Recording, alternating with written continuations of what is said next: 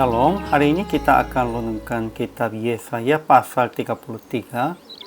Hari ini teksnya ayat 17 sampai 24. Saya sudah bagi dua paragraf. Paragraf yang pertama, engkau akan memandang raja dalam semarangnya, akan melihat negeri yang terbentang jauh. Tidak lagi akan kau lihat bangsa yang diadab itu. Paragraf yang kedua, ayat 20 sampai 24. Pandanglah Sion, kota pertemuan layak kita. Di situ kita akan melihat betapa mulia Tuhan kita. Dia akan menyelamatkan kita. Kesimpulannya, pada hari itu orang-orang yang tersisa akan diam dalam Yesus. Mereka akan memandang raja dalam semarangnya, negeri yang terbentang jauh dan Sion yang pertemuan layak. Tetapi tidak ada lagi bangsa yang diadab. Tidak ada lagi orang yang menghitung menara-menara untuk melawan dengan kuasa sendiri. Orang asing yang melampas pun tidak akan melihat lagi. Sion, kota pertemuan layak bagi mereka, itu berarti tempat kediaman yang aman, kemah yang tidak berpindah-pindah dalam Tuhan. Sebenarnya, kota Sion mendirikan di atas bukit dan tidak ada danau dan sungai. Tetapi Tuhan akan menjadikan danau dan sungai supaya melindungi kota itu. Musuh-musuh tidak akan melalui itu. Tuhan akan diam di sana bersama kita, dan tidak seorang pun yang tinggal di situ akan berkata, "Aku sakit," dan semua penduduknya akan diampuni kesalahannya. Ajaran tentang Allah pertama, Tuhan kita begitu mulia seperti tempat yang penuh sungai dan aliran yang lebar.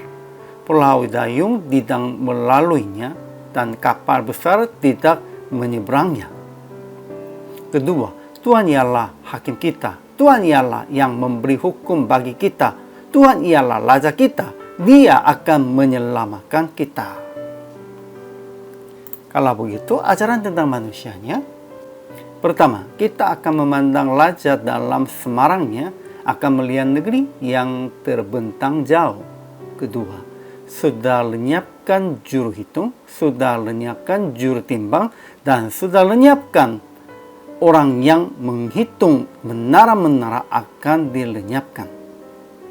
Ketiga, Sion, kota pertemuan layak kita, akan menjadi kediaman yang aman, kemah yang tidak berpindah-pindah, yang patongnya tidak dicabut untuk seterusnya, dan semua talinya tidak akan putus, dan di situ kita akan melihat betapa mulia Tuhan kita.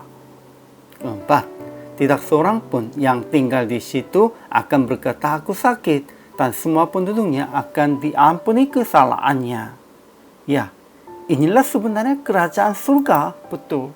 Aplikasinya, pertama, memandang dan melihat hanya kemuliaan Tuhan. Jangan melihat yang jahat, yang tidak benar.